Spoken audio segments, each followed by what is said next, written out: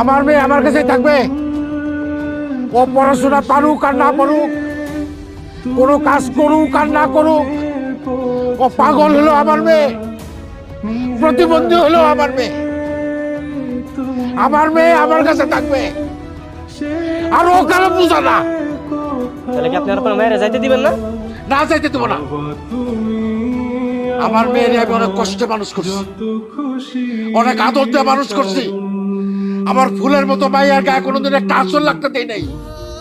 সেই মাইয়ারে তোরা গরম খুঁজতে দিয়ে শেখা দিছস। আর একটা মিনিট যদি থাকস, উপায় সব করে কল্লা ফেলাই দেবো। ওই আমার দাও করে, আমার দাও দে করে। শান্ত হ।